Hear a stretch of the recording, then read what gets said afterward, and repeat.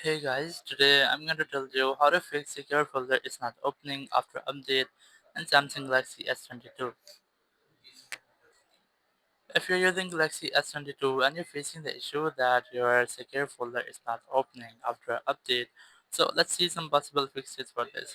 The very first thing you can try to go to settings app here, and in apps go to in setting app, do just have to look for apps here, and in apps just click on this sort icon, enable to show your system apps, click OK, click on the search icon here, and just simply search for secure folder here. Just search for secure folder.